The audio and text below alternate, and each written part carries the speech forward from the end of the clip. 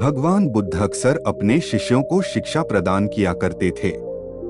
एक दिन प्रातःकाल बहुत से भिक्षुक उनका प्रवचन सुनने के लिए बैठे थे। बुद्ध समय पर सभा में पहुँचे, पर आज शिष्य उन्हें देखकर चकित थे, क्योंकि आज पहली बार वे अपने हाथ में कुछ लेकर आए थे। करीब आने पर शिष्यों ने देखा कि उनके हाथ में एक रस्सी थी।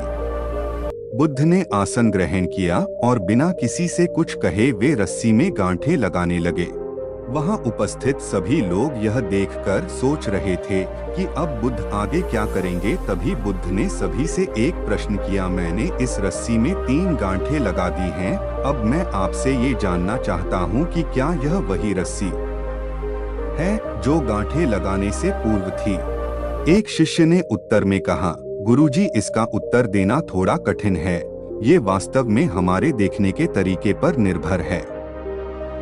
एक दृष्टिकोण से देखें तो रस्सी वही है, इसमें कोई बदलाव नहीं आया है। दूसरी तरह से देखें तो अब इसमें 3 गांठें लगी हुई हैं जो पहले नहीं थीं, अतः इसे बदला हुआ कह सकते हैं। पर ये बात भी ध्यान देने वाली है कि बाहर से देखने में भले ही ये बदली हुई प्रतीत हो, पर अंदर से तो ये वही है जो पहले थी। इसका बुनियादी स्वरूप अपरिवर्तित है।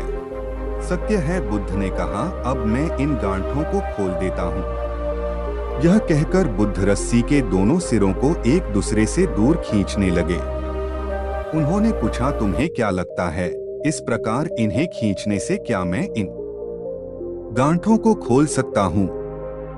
नहीं नहीं, ऐसा करने से तो या गांठें तो और भी कस जाएंगी और इन्हें खोलना और मुश्किल हो जाएगा। एक शिष्य ने शीघ्रता से उत्तर दिया। बुद्ध ने कहा, ठीक है, अब एक आखिरी प्रश्न बताओ, इन गांठों को खोलने के लिए हमें क्या करना होगा?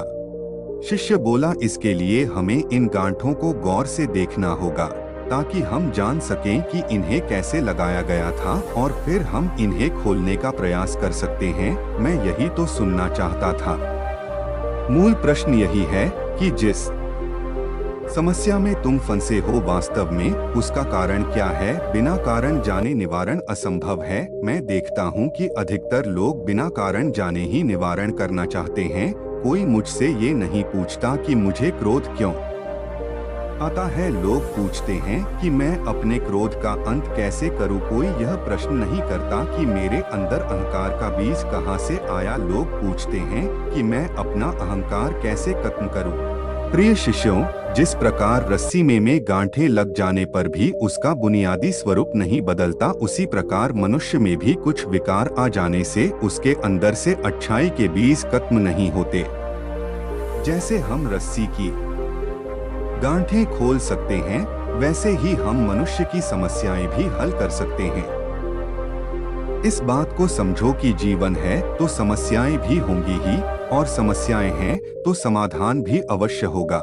आवश्यकता है कि हम किसी भी समस्या के कारण को अच्छी तरह से जानें, निवारण स्वतः ही प्राप्त हो जाएगा। महात्मा बुद्ध ने अपनी बात पूरी की।